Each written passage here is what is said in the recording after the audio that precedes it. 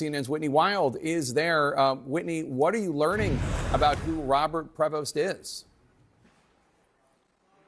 Oh, well, one of the people who knows him very well, that's Father John Lydon. He lived with him for 10 years in Peru. He is now here at the Chicago Theological Union, where Pope Leo gained his Master of Divinity, then came back to teach other students of the Augustinian religious order. And he said that he is the most global, most international American Pope you can imagine because he's lived in so many different places around the world.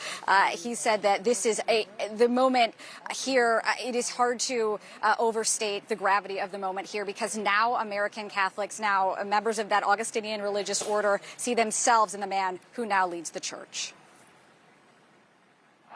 Habemus papam. We have a pope. This is the moment Catholics and papal enthusiasts had been waiting for. Pope Leo XIV, the first U.S. pontiff in history, presenting himself to the world. 69-year-old Cardinal Robert Prevost, born in Chicago, was chosen as the 267th leader of the Catholic Church on day 2 of the conclave. La pace sia con voi. Peace be with you. He attended Villanova University in Pennsylvania, earning a bachelor's in mathematics before going on to receive his Master of Divinity from the Catholic Theological Union of Chicago. I have absolutely no doubt that our new Pope Leo XIV will just be an extraordinary leader. We didn't think it was possible for an American to be the person that the cardinals would choose, but he's a person that really has the heart of the whole church. Gracias a todos ustedes. Cardinal Prevost has spent much of his career as a missionary in South America. He previously worked for a decade in Trujillo, Peru, and served as Bishop of Chiclayo, another Peruvian city, from 2014 to 2023. He is a dual U.S. and Peruvian national. After today's unveiling, Peru's immigration agency posted his Peruvian ID card on social media.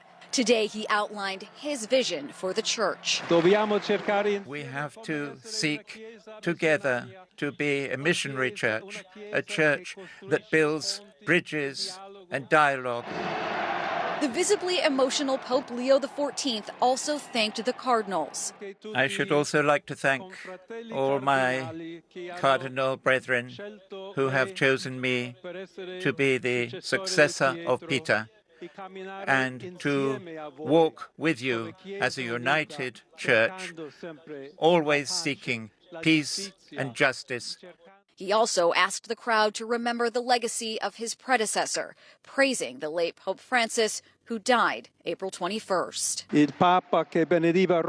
The Pope who blessed Rome gave his blessing to the world, to the entire world, that morning of Easter. Allow me to follow up on that blessing. God loves us. God loves everyone.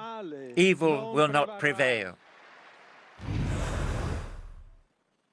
Jake, it was extraordinary to go inside this building where he gave Mass, where he ate with students, where he shaped the future Augustinian priests under his direction and under his leadership, and where, notably, he cooked. Father John Lydon says that Pope Leo loves to cook, and actually when they were in Peru together, Pope Leo would make pizzas for everyone. That was one of the things, one of the lighter anecdotes that Father John Lydon remembers about now Pope Leo. Jake? Joining us now by phone, a close friend of Pope Leo from their time together in Peru, Father Art Porcaro. He was with him just last week. Father Porcaro, I'm so grateful to have you on the phone. Tell us a little bit about what this last meeting was like that you had with the now Pope, and can you give us any insight about whether he thought that this was a realistic possibility for the result of this conclave? Only God knows, but certainly Bob is a very, now Leo XIV is a very down-to-earth human being and very good human being. He's deeply spiritual person, and some people would call him reserved. I see him as well-centered, somebody who cares really very, very much about people. And the example that I could offer, I've known Bob, we were together in Peru, and in Rome he was prior general. I worked with him and helped a little bit in his diocese in Chiclayo. Men loved Peru. He became a Peruvian citizen, so he could be able to identify at least nationality with the people there. Bob is a truly international person, and as I say, cares so much about people. So this past week, April 26th, was my 50th anniversary of ordination. I had asked to have Mass with then Cardinal Prevost, and if possible, we might arrange to meet with Pope Francis. Well, God had a different plan and called Pope Francis to himself. So Cardinal Prevost said, but come anyway, you can come celebrate the Mass. So I can celebrated as a priest the Mass that Cardinal Prevost was present at for the funeral. And my family, my brother was arriving with his family at the airport, picked them up after the Mass.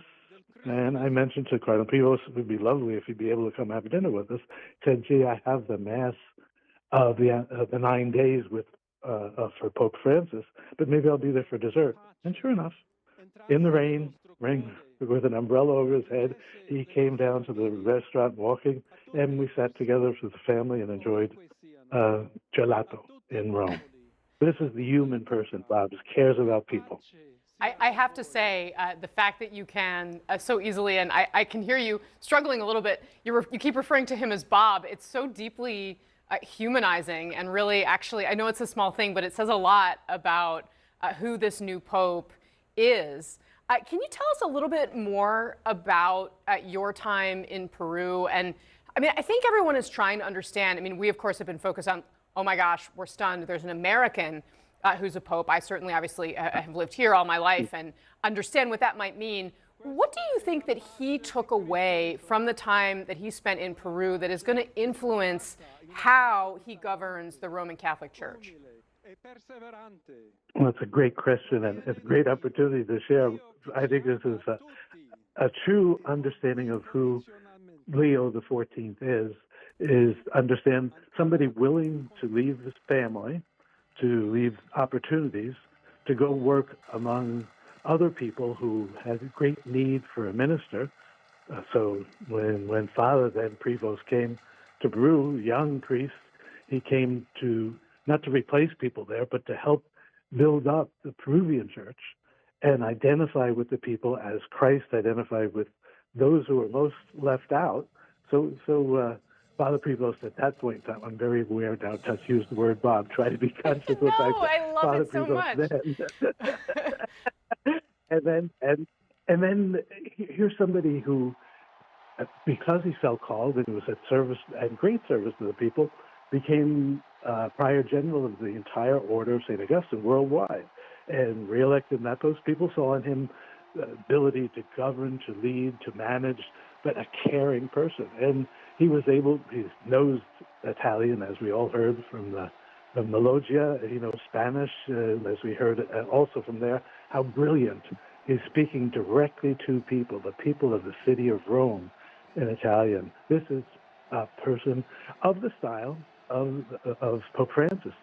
Yeah. Somebody who knows that we are called to be close to others, and particularly to those who have been left out. I think Father Prevost and Cardinal Prevost brought to and brings to the church the call to be close to those, to God's love for everybody, but be close to those who don't know that they're loved, or truly feel they are not, those who have been left out. He talked about pontifex, bridge builder, the importance of doing that. So I think that really expresses who Leo the 14th is. And I love the name, Leo, after Leo, who started Catholic social thought, through whom that became a significant contribution to the church.